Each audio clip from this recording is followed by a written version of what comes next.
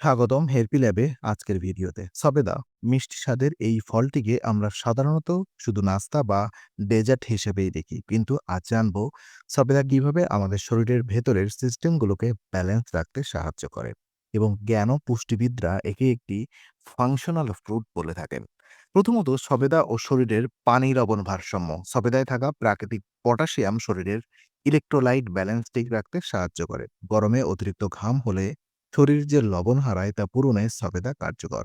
এটি শরীরকে ভেতর থেকে ঠান্ডা রাখে এবং ক্লান্তি কমায়। এই কারণে গ্রীষ্মকালে সবেদা একটি নিরাপদ এবং প্রাকৃতিক ফল। ২. সবেদা ও স্নায়ুতন্ত্রের স্থিতিশীলতা। সবেদায় থাকা ম্যাগনেসিয়াম ও ভিটামিন বি কমপ্লেক্স স্নায়ুকে শান্ত রাখতে সাহায্য করে। যাদের ঘুম কম হয়, সহজে নার্ভাস লাগে বা মাথা ভারী মনে হয়, তাদের জন্য সবেদা স্নায়ুতন্ত্রকে ধীরে ধীরে স্থিতিশীল করে। মানসিক অস্থিরতা কমাতে এটি প্রাকৃতিক সহায়ক হিসেবে কাজ করে। ৩. সবেদা ও হরমোনাল সাপোর্ট। সবেদা সরাসরি কোনো হরমোন তৈরি করে না, কিন্তু এটি হরমোন তৈরির জন্য প্রয়োজনীয় পুষ্টি সরবরাহ করে। বিশেষ করে স্ট্রেস হরমোন কর্টিসল ব্যালেন্সে রাখতে সহায়তা করে। নিয়মিত পরিমাণ মতো সবেদা খেলে শরীরে ধীরে ধীরে স্বাভাবিক ছন্দে ফিরে আসে। সবেদা এবং শরীরের কোষ সুরক্ষা ব্যবস্থা।